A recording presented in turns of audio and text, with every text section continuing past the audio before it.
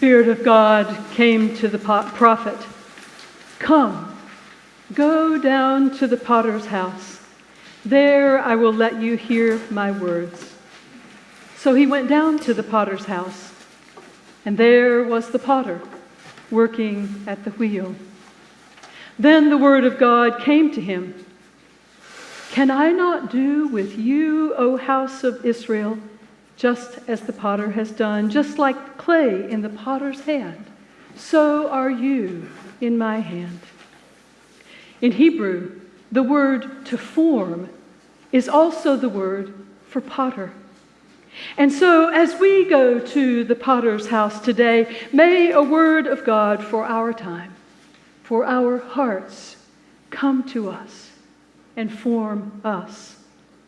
It all begins with a lump of clay, a living thing taken from the skin of the earth.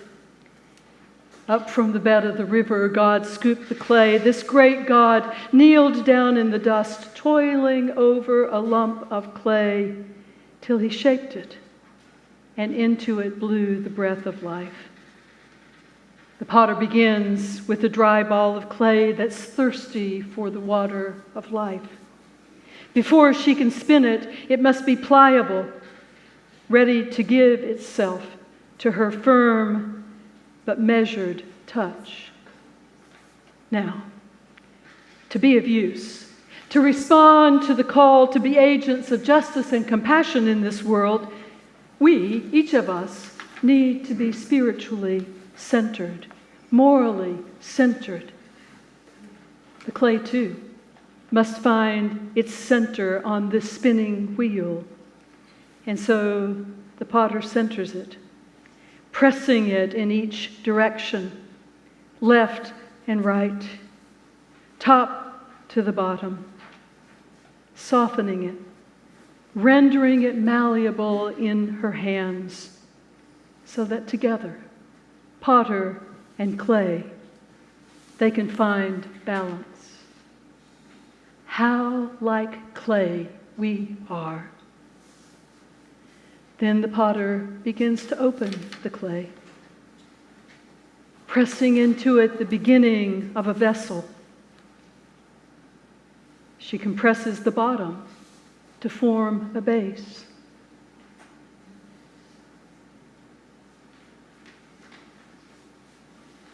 With pressure from both the inside and the outside, her hands will begin to pull the clay up, taking it to its heights with evenness so as not to decenter the clay. If the balance is off, the potter must begin again. The potter's task mirrors the way of the Spirit with us. Shell says this about the potter's relationship with the clay. You have to ask it nicely to do what you want it to do. It has a mind of its own, and it has a memory too. It will go back to its former unformed mass. How like clay we are. When we're under pressure, we too revert to our unformed selves. Our maturity turns to mush, or we lose our softness, our tenderness.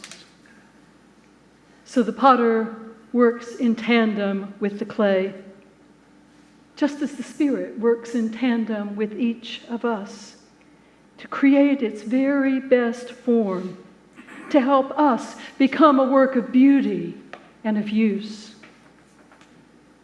The potter's focus, as you can see, is totally on the clay. Shaping it demands the potter's laser attention. But as with us, things can go wrong at the potter's wheel. Clay can actually get overworked and needs to rest so that it can be reformed. And sometimes the clay gets off center. It, like us, gets a little bit wobbly. If it's so moist that it collapses or so dry that it crumbles, the potter, of course, will be frustrated and disappointed. Are we something like an off-center, collapsed lump of clay? Do we too need to be recentered and shaped and formed so that we can fulfill our potential, so that we can form a vessel that can be of use? I find some tension in this question because so many humans find fault with ourselves. We don't need to be told that we're a lumpen mass of clay, that we're inadequate, that we need to be worked again. We're actually comforted by the image of an accepting, embracing God. Except that we know that our innate goodness, our ability to be shaped, isn't the whole truth about us. We are loved.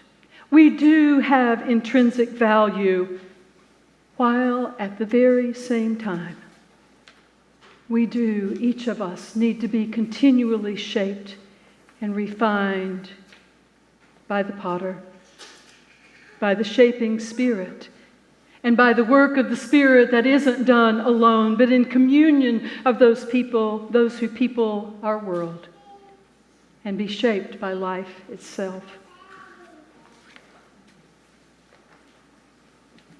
But this unformed mass of clay isn't the end of the story.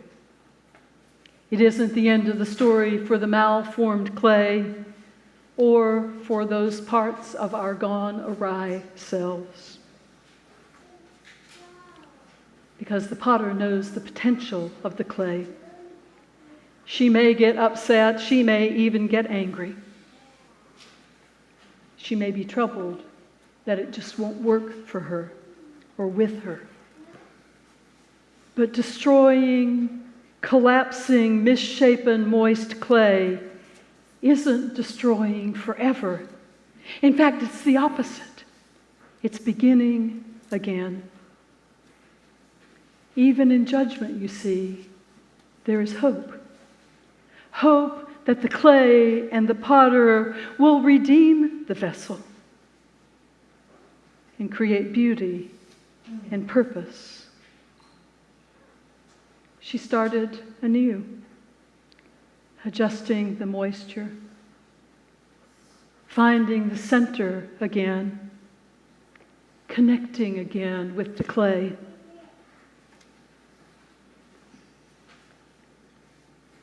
When the clay is pulled to capacity, when it's as large, as tall as it's going to be, the potter shapes it into its unique form, each unlike the other. She smooths its edges, trims the excess that takes away from its beauty, and revealing its refined form. It's ready to come off the wheel then, a vessel at last. After it dries, it'll go back on the wheel again, to be trimmed once more. You see, the work of the potter continues at all the stages of our lives, to smooth our rough edges, to polish us and prepare us for life's heat and firing. Clay is so like us. We are indeed the clay that must be worked and reworked until we can finally find the shape for which we were intended all along. And our life in the Spirit is so like a potter, with water and motion, with skill and attention and imagination, in response to the life and will of the clay. The potter centers us, stays with us on the spinning wheel of life, forming us, shaping us, preparing us for the fire that will forge us into works of art, ready to be of use, to contain and to pour out the love and the hope that the potter has put into our very being. Amen.